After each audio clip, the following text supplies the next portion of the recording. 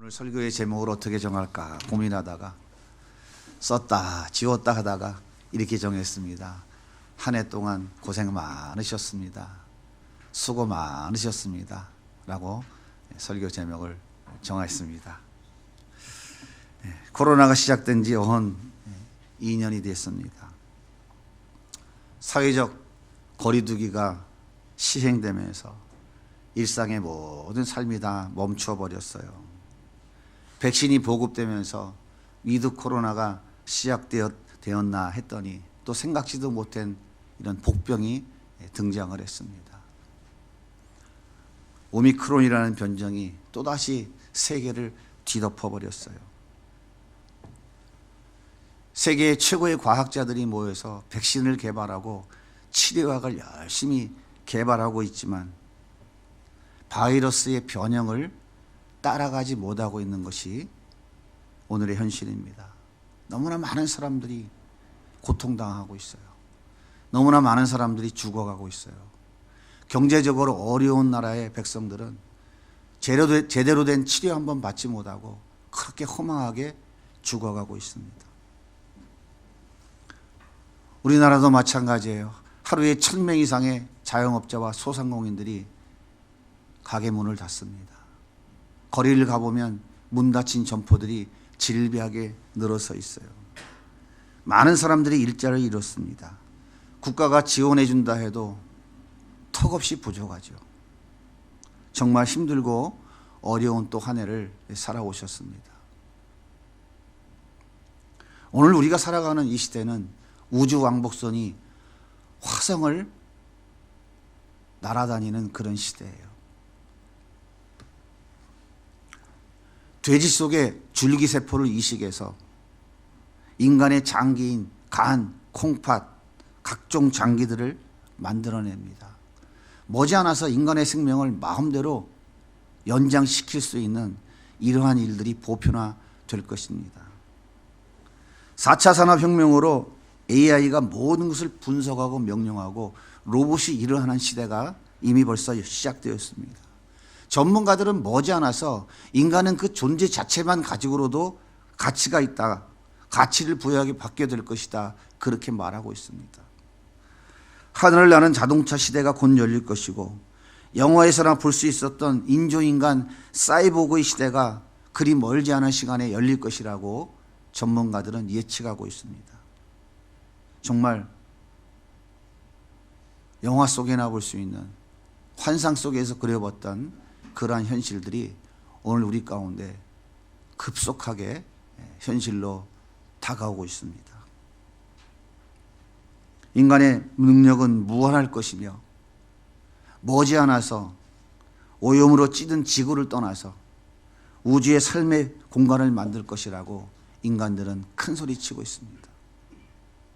그런데요, 어째서 눈에 보이지 않는 작은 미생물, 그 바이러스 앞에 이렇게 무너지고 있을까요?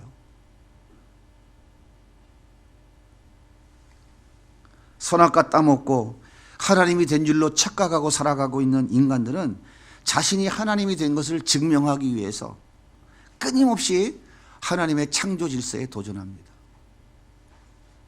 하나님의 통치와 다스림을 무력화시키기 위해서 수단과 방법을 가리지 않습니다. 그런데 과연 그것이 가능할까요?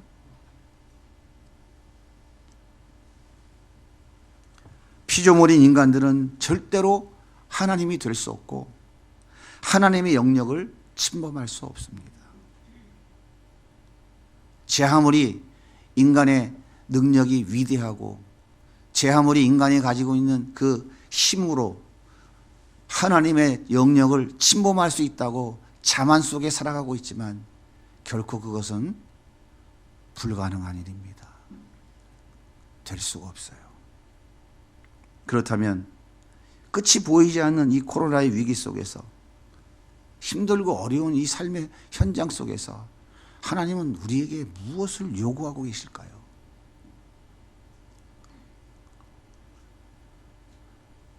하나님께서 430년 동안 애굽에 종살이하던 이스라엘 백성들을 구원해 내셨어요.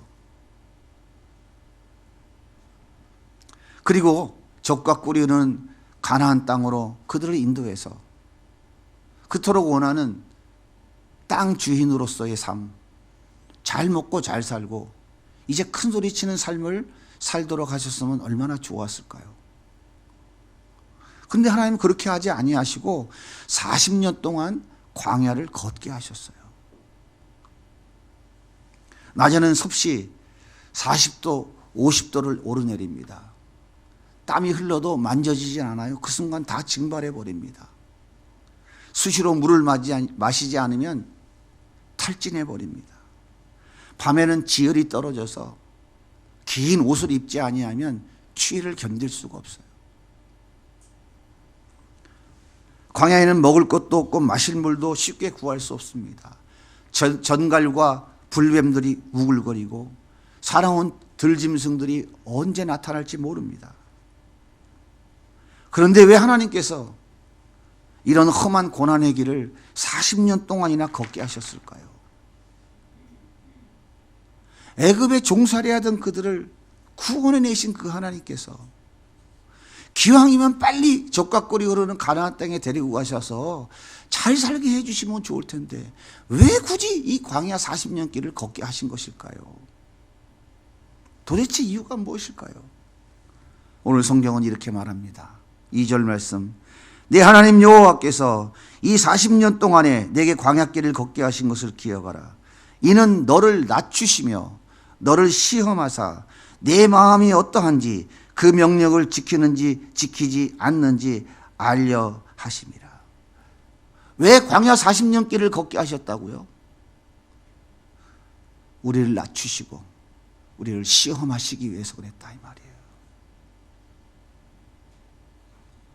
하나님은 자기 백성들이 자기 힘과 자기 능력으로 자기가 원하는 것을 이루어보려고 애쓰고 노력하면 할수록 더 깊은 수렁에 빠지는데 그것을 그냥 내버려 두셔요.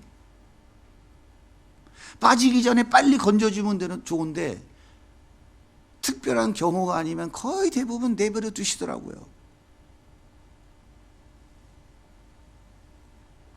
그리고 그 수렁에서 내가 할 수 있는 것이 아무것도 없다는 것을 깊이 깨닫고 두 손을 번쩍 들고 주님 살려주세요. 주님 도와주세요. 주님, 내가 할 수 있는 게 아무것도 없네요. 난 이제 주님만 의지하겠습니다. 좀 살려주세요. 이렇게 낮아져서 오직 하나님만을 의지하는 사람으로 세워가시기 위해서 우리 하나님께서 광야길을 걷게 하신 것입니다. 철저하게 하나님만 의지하는 사람, 철저하게 하나님만 바라보는 사람으로 세워가기 위해서 그 험한 광야길을 허락하신 것이에요. 그리고 하나님은 때때로 하나님만을 의지하는지 하나님을 의지하는 척 하는지 테스트해 보신다 그 말이에요.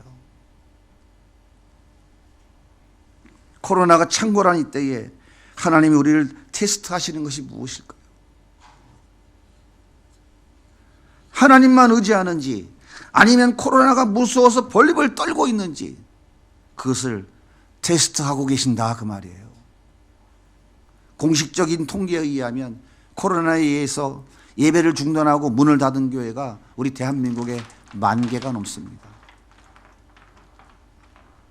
이런저런 이유가 있겠지만 중요한 것은 이 모든 것을 다스리고 섭리하시는 분은 하나님입니다. 그러므로 우리가 끝까지 붙잡고 의지해야 할 분은 하나님밖에는 없어요. 바울은 하나님이 위대한 사도로 쓰임받았습니다. 그렇다면 그의 인생은 늘 꽃가마 타고 다니고 비단길을 걸어야 되는 건 아닙니까? 그가 얼마나 하나님의 놀라운 일을 감당했습니까? 하나님의 일을 위해 그렇게 헌신했으니까 좋은 것 주시고 행복한 삶을 살아가도록 은혜 주셔야 마땅한 것 아닙니까? 그런데 바울의 고백을 보면 정말 기가 막힙니다. 고린도후서 1장 8절과 9절을 우리 같이 한번 읽어보겠습니다. 시작. 형제들아, 우리가 아시아에서 당한 환난을 너희가 모르기를 원하지 아니하노니 힘에 겹도록 심한 고난을 당하여 살 소망까지 끊어지고 우리는 우리 자신이 사형 선고를 받은 줄 알았으니 그 위대한 사도가 당한 그 고난이 얼마나 심했으면 살 소망이 끊어지고 사형 선고 받은 줄 알았다 그렇게 말할까요? 고린도후서 11장에 보면 바울이 당한 고난의 목록이 나옵니다. 기막힌 목록. 유대인들에게 40에 감하는 매 5번 맞았어요. 퇴장으로 3번. 퇴장이 뭔지 아세요? 몽둥이로 막 두들겨 패는 거예요. 아무데나. 돌에 맞아서 한 번 죽었다 다시 깨어났어요. 배가 파손되어 죽을 위기를 3번 넘겼고요. 강도의 위험, 강의 위험, 동족의 위험, 이방인의 위험, 신의 위험, 광야의 위험, 바다의 위험, 거짓 형제의 위험, 춥고 배고프고 헐벗고 목마르고 자지 못했다. 살 소망까지 끊어졌다고 외치는 바울의 마음이 충분히 이해될 수 있어요. 그런데 바울은요, 내가 왜 이런 고난을 당했는지 그 이유를 알고 있다고 말해요. 얼마나 기가 막힙니까? 하나님이 나에게 이 엄청난 광야의 길, 이 고난의 길을 걷게 하신 이유가 있다는 거예요. 자신은 그걸 안다는 거예요. 그게 뭔지 아십니까? 오늘 말씀을 같이 고린도후서 1장 9절 끝부분을 읽겠습니다. 시작. 이는 우리로 자기를 의지하지 말고 오직 죽은 자를 다시 살리시는 하나님만 의지하게 하려 하십니다. 자기에게 그 엄청난 광야길, 고난의 길 허락하신 것은 나를 의지하지 말고 오직 하나님만 의지하도록 하기 위해서 그 엄청난 고난 주셨다 이 말이에요. 이것이 광야길 40년을 우리에게 주신 이유인 것입니다. 이것이 코로나를 우리에게 주신 이유인 거예요. 뭐 다른 게 있을 것 같습니까? 바로 이거예요. 만몬, 돈 섬기고 돈 의지하고 세상의 권력과 명예 의지하고 교회가 세상의 모든 세속의 물결이 들어와 다 휩쓸어 버려서 교회가 세상인지 세상의 교회인지 구분할 수 없는 이 때에 하나님께서 우리에게 이 고난을 통해서 이 광야길 어려운 고난을 통해서 우리에게 말씀하시는 것은 니들이 의지하는 거 다 버려라. 그리고 오직 하나님만 의지해야 된다라고 하는 것을 말씀해 주고 계시는 거예요.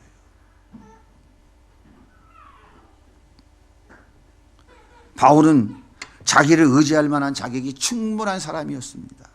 어머니 아버지가 모두 유대인이에요. 정통파 히브리인입니다.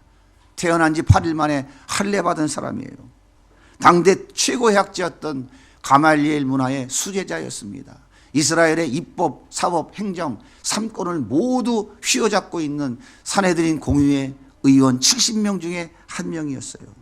예수 믿는 자들을 잡아 죽이는 것을 영광으로 생각하는 유대교의 철저한 신봉자였습니다. 뿐만 아니라 예수님을 만난 이후에는 소아시아와 유럽을 다니며 수많은 사람들에게 복음을 전하고 수많은 교회를 세우고 신약성경 13권을 기록한 사람이에요. 정말 자기를 의지할 만한 탁월한 능력이 있는 사람이었어요. 그런데 하나님은 바울의 마음속에 아직도 남아있는 자기를 의지하고자 하는 마음, 내가 할 수 있다고 하는 자신감, 그 한 방울마저도 완전히 짜버리기 위해서, 그리고 오직 하나님만을 의지하도록 만들기 위해서 그 엄청난 고난이라고 하는 탈수기 속에 집어넣고 짜버리시는 거예요. 그래서 바울로 하여금 하나님, 나는 벌레만 또 못한 존재입니다. 나는 타다나무 부지깽이만 또 못한 존재입니다. 나는 상한 때 꺼져가는 등불입니다. 내가 지금까지 한 것은 내가 한 것이 전혀 없습니다. 다 하나님이 하신 것입니다.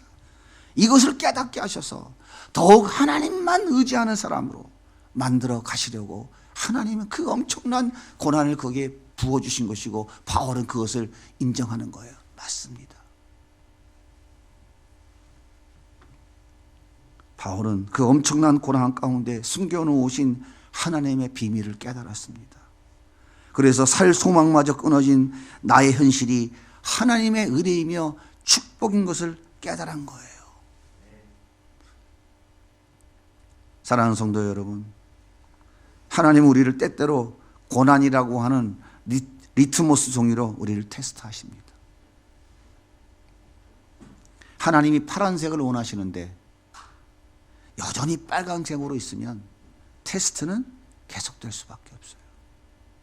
리트머스 종이를 쏙 집어넣는데 아이고 여전히 빨강색이구나. 나는 너에게 파란색 나오길 원하는데 올해도 또 빨강색이구나. 그래 그럼 내년에 또 해야지. 계속된다 그 말이에요. 하나님께서 지난 1년간 살아온 우리의 삶에 테스트를 해보신다면, 리트머스 종이를 딱 대보신다면 어떤 결과가 나올까요? 자기에게 한번 생각해 보세요. 자신에게 한번 스스로 물어보세요. 주님이 올해 나를 테스트해 보셨는데 내가 살아온 1년의 삶을 보니까 내가 하나님만 철저하게 의지하고 정말 주님만 바라보며 살아온 삶을 살았나? 주님이 나를 통과라고 하실까?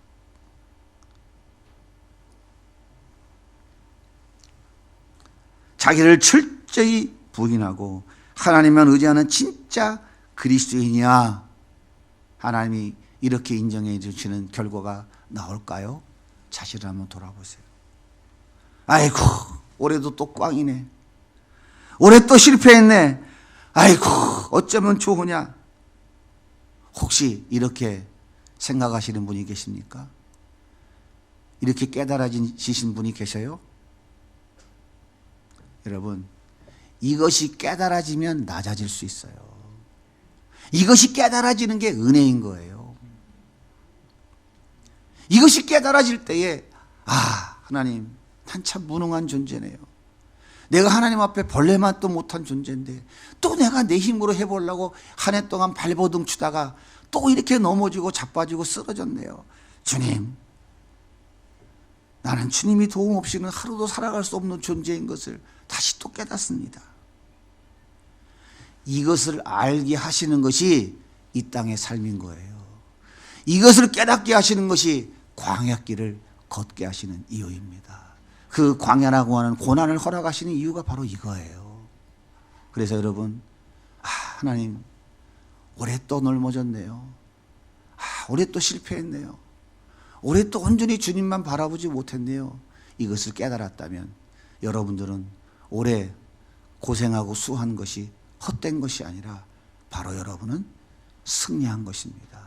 여러분은 다시 이겨내신 거예요. 이게 깨달아진다면. 이스라엘 백성들이 광야길을 걸어갈 때 농사지어서 먹고 산 것 아니에요. 하나님께서 먹을 것, 입을 것, 마실 것 다 책임져 주셨어요. 신발이 떨어지지 않게 하시고 의복이 헤어지지 않게 하시고 모든 것을 다 책임져 주셨습니다. 오늘 말씀 3절과 4절을 같이 읽을게요. 또 너도 알지 못하며 내 조상들도 알지 못하던 만나를 내게 먹이신 것은 사람이 떡으로만 사는 것이 아니요 여호와의 입에서 나오는 모든 말씀으로 사는 줄을 내가 알게 하려 하심이라. 이 40년 동안에 내 의복이 헤어지지 아니하였고 내 발이 부르트지 아니하였느니라. 그런데 하나님께서 양식은 일용할 양식만 주셨어요. 일용할 양식. 왜 그랬을까요? 그 이유가 뭘까요? 왜 하나님이 일용할 양식만 주셨을까요? 그 의미가 뭘까요? 너희들이 이 땅에서 먹고 사는 것은 내가 책임져 줄 테니까 너희는 하나님의 말씀으로 하나님의 거룩한 자로 지어져 가야 되는 것이야. 그것에 중심을 두어. 떡으로만 사는 게 아니라 말씀으로 사는 거야. 그 말씀을 통해서 너희들은 하나님 앞에 거룩한 자로 날마다 세워져 가야 돼. 이것을 가르쳐 주는 거예요. 여러분, 이것이 광야의 삶입니다. 이것이 우리가 이 땅에 살아가는 삶이에요. 예수 믿고 구원받았는데 바로 천국에 데려가면 얼마나 좋겠어요. 근데 왜 안 데리고 가시고 힘들고 어려운 이 광야길, 이 땅의 삶을 허락하실까요? 하나님께서 우리를 하나님 앞에 거룩하고 흠없는 자로 이 땅에서 세우시기 위해 준비해 가시는 거예요. 하나님만 의지하는 사람으로 이 땅에 살아가면서 하나님이 원하신 거룩한 자로 만들어서 하나님 앞에 흠없고 거룩한 자로 세우시기 원하셔서 그 광야길을 걷게 하시는 거예요. 선악 갖다 먹고 지가 하나님이 된 줄로 착각하는 인간들이 하나님께서 그런 광야길을 걷게 하지 않으시면 하나님 앞에 가서도 내가 하나님인데 고개 들 인간들이에요. 그게 인간의 죄성인 거예요. 사랑하는 여러분, 한 해 동안 얼마나 수고가 많으셨습니까? 한 해 동안 많은 실패와 좌절을 겪으셨습니까? 이러고도 내가 정말 그리스도인인가 라고 하는 생각을 해보셨습니까? 나는 더 이상 안 될 것 같아 자신감을 잃으셨습니까? 그러면 된 겁니다. 이제 이렇게 하시면 돼요. 주님, 내 힘으로 안 되네요. 주님, 내가 할 수 있는 것이 없네요. 내가 의지할 분은 주님밖에 없어요. 주님 도와주세요. 이렇게 고백하면서 주님 품 안으로 들어가시면 됩니다. 이렇게 하시면 된다니까요. 저를 한번 따라해 보세요. 주님, 내 힘으로는 안 되네요. 정말 내가 할 수 있는 일이 없네요. 내가 의지할 분은 주님밖에 없네요. 주님 도와주세요. 하나님이 원하시는 것이 바로 이거예요. 이거라고요. 그래서 우리는 또 한 해를 힘들고 어려운 광야길을 걸어온 거예요. 이 훈련의 과정이 다 끝날 때 주님이 우리를 부르시는 거예요. 그리고 주님 품에 안아주시는 거예요. 하나님, 내 힘으로 안 되네요. 하나님, 정말 나는 쓸데없는 존재네요. 이렇게 안 된다고 하면서 가룟 유다처럼 가서 목매다르면 그것은 여전히 자기를 의지하는 거예요. 하나님, 안 되네요. 하나님 도와주셔야 돼요. 하나님 아니면 할 수 없어요. 라고 고백했다면 이제 하나님을 의지해야죠. 하나님 앞에 엎드려야죠. 하나님 품 안에 들어가야죠. 하나님 붙잡아야 되는 거예요.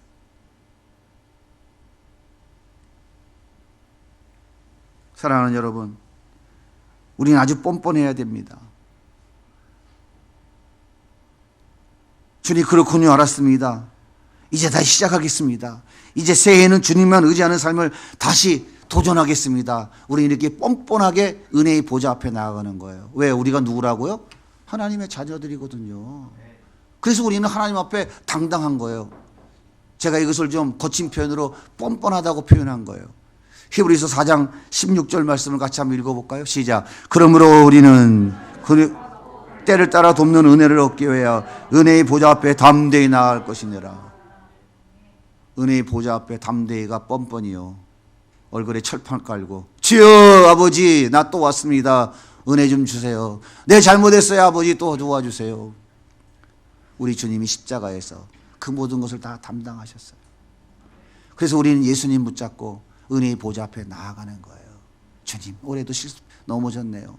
올해도 많이 실수했어요. 주님, 내년에 다시 해볼게요. 깨달았어요. 또 힘주세요. 그리고 우리는 당당하게 또 나아가는 거예요. 2021년 마지막 주일입니다. 지난 한 해 동안 많이 힘들고 어려우셨죠. 코로나 아니라도 살기 힘든데 이놈의 코로나까지 와가지고 설상가상으로 더 많이 고생하셨잖아요. 하나님께서 일부러 그렇게 하신 것이 아닙니다. 우리를 하나님만 의지하는 진짜 그리스도인 만들기 위해서 하신 거예요. 아니 그럼 목사님 이 광야의 고난 없이는 정말 안 돼요. 꼭 그렇게만 해야 될까요? 여러분 혹시 그렇게 반문하고 싶지 않으세요? 광야길이 힘들잖아요. 고난이 힘들잖아요. 죄송한데요. 이 광야길 없이는 안 돼요. 이 광야길 고난 없이는 안 돼요. 왜 그런지 아세요? 범죄한 인간들은요, 자기를 의지하고 자기를 자랑해야만 직성이 풀리는 존재예요. 왜 그러냐면 지가 하나님이 된 줄로 착각하고 살아간다니까요. 여러분이 이 말씀을 제가 수도 없이 하는데 이 말씀이 여러분 심령 가운데 확 깨달아지면 놀라운 은혜가 있을 거예요.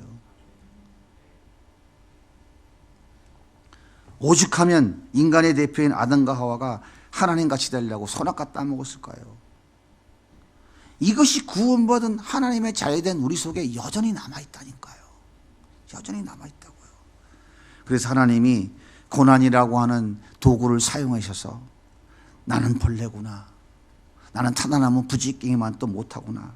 나는 상황 갈 때 꺼져가는 등불이구나. 나는 이것밖에 안 되는 존재구나. 이런 존재가 무슨 자기를 의지한단 말이야. 결국에는 자신을 부인하고 하나님만 의지하는 하나님의 자녀로 만들어 가시는 거예요. 가끔 보면 이렇게 얘기하시는 분들 가끔 있어요. 집사님, 기도 안 해서 그래요. 뭐 기도 안 하기도 하긴 하죠. 근데 이런 소리 들으면 속 터져요, 안 터져요? 기분 나쁘죠? 근데 가만 생각해 보세요. 여러분들이 기도 안 합니까? 나름대로 기도 열심히 하잖아요. 그죠? 그동안 얼마나 기도했어요. 응? 고3 어머니들, 아들 좋은 대학 가게 해달라고 그동안 많이 기도하셨죠? 근데 왜 떨어졌을까요? 사업 성공하게 해달라고 얼마나 기도했습니까? 근데 왜 가면 갈수록 안 돼요? 왜 또 망해요? 아들, 딸 결혼하게 해달라고 얼마나 기도했습니까? 올해는 꼭 될 줄 알았는데 올해 왜 또 망가졌을까요? 자식들 말 잘 듣고 공부 잘하게 해달라고 얼마나 기도했어요. 근데 왜 이렇게 속썩이는 인간들이 많아요? 기도 안 해서, 기도가 부족해서 그런 걸까요? 열심히 기도했어도 하나님의 의도하심이 있으면 합격할 수 있는 것도 떨어지는 거예요. 떨어질 것도 하나님이 붙여주시는 거예요.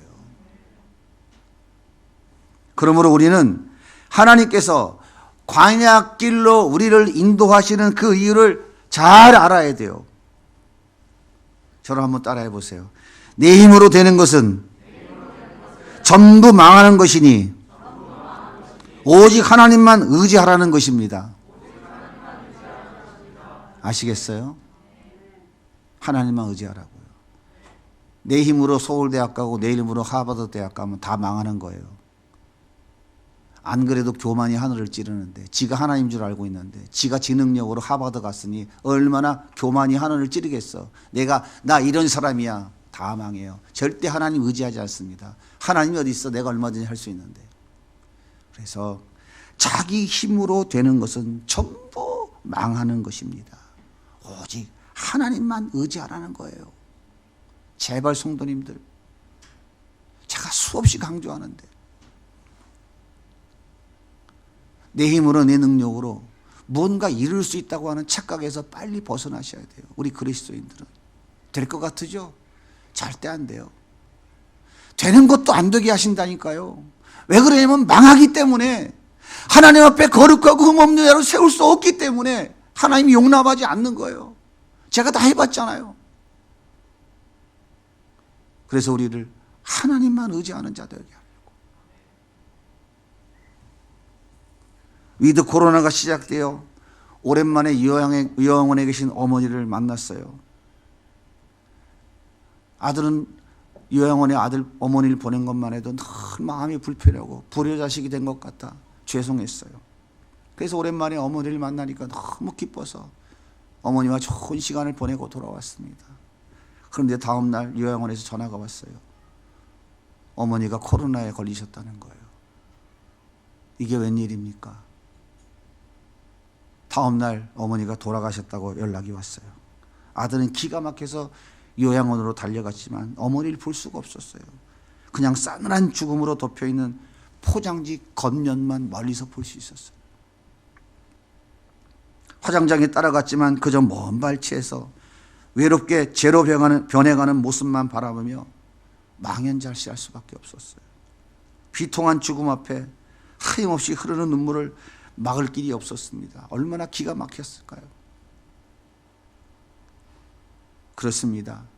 우리 예수님은 우리가 시집가고 장가가고 미용실에서 파마하고 마트에서 장보고 아주 평안하고 평범한 어느 날 정말 예상치도 못한 그런 도적같이 오신다고 말씀하고 계세요. 여러분, 이것이 우리가 살아가고 있는 이 땅의 삶인 거예요. 얼마나 허망합니까? 사랑하는 여러분, 이 땅의 삶이 별것 아니라는 것이 깨달아지십니까?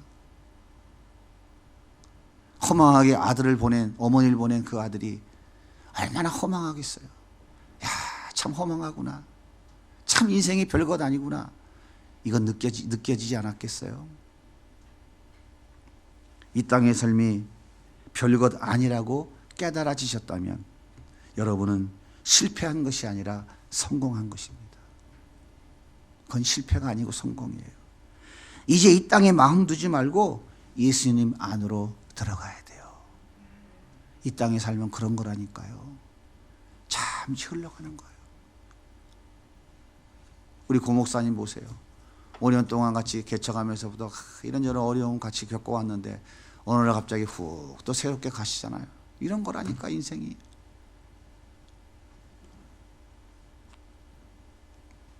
예수님과 더욱 친밀한 관계를 유지해야 됩니다. 예수님만 더욱 의지하는 삶을 살아가야 돼요. 그러면 이 땅의 삶이 허망하지 않습니다. 우리는 내년에도 또 실패하고 또 넘어지고 또 좌절하고 또 절망할 것입니다. 내년에는 완전히 승리할 자신이 있으세요? 예? 내년에도 우리는 또 넘어질 거예요. 또 실패할 거예요. 또 때때로 절망하고 낭망할 것입니다. 틀림없습니다. 하지만 그 속에서 우리는 조금씩 자라갈 것입니다. 이것이 은혜이고 복인 거예요. 사랑하는 여러분, 지난 한 해도 많이 고생하셨죠? 많은 아픔과 절망을 겪으셨죠? 사는 것이 별것 아닌데 내가 왜 이렇게 허둥대며 살아갈까? 이런 생각도 많이 해보셨죠? 그래서 이제 예수님을 더욱 붙잡아야 되겠다 이렇게 생각하셨다면, 예수님 없으면 아무것도 아니다 이렇게 생각하셨다면, 여러분 지난 한 해의 삶은 실패가 아니고 성공인 것입니다. 그 속에서 우리는 더욱 하나님만 의지하는 사람으로 조금씩 세워가고 계신 거예요. 하나님께서 우리를 하나님만 의지하는 그리스도인, 천국을 누리며 살아가는 그리스도인, 하나님 말씀에 순종하는 그리스도인, 거룩한 하나님 백성으로 만들기 위해 여러분의 삶에 실패와 좌절과 아픔의 고통을 주고 계신 거예요. 이것이 의대이고 이것이 진정한 복입니다. 이 아이러니가, 이 역설적인 복음의 진리가 여러분 가운데 깨달아지고 믿어지는 은혜가 있기를 예수님의 이름으로 소원합니다. 이것이 깨달아지고 믿어지는 것, 이것이 진짜 복음이고 이것이 진짜 진리인 거예요. 우리의 삶의 우연은 하나도 없어요. 우리의 삶은 하나님이 다 섭리하시고 이끌어 가는 삶이에요. 그래서 하나님의 택한 백성, 구원받은 하나님의 백성들은 결국은 하나님이 거룩하고 흠없는 자로 주님 앞에 세워 놓으시는 거예요. 그러므로 예수 믿는 여러분들은 보통 사람들이 아니에요. 예수 믿는 여러분들은 정말 이 세상에서 비범한 사람들이에요. 이 세상이 감당할 수 없는 그런 사람들인 거예요. 그러므로 다시 어깨를 펴십시오. 자, 고개를 드시고 어깨를 한번 펴보세요. 자, 같이 한번 해보겠습니다. 나는 하나님의 자녀입니다. 나는 비범한 그리스도인입니다. 올해도 승리했습니다. 감사합니다. 내년에도 하나님이 원하시는 만큼 지어져가는 진짜 그리스도인들이 다 될 수 있기를 예수님의 이름으로 간절히 소원합니다.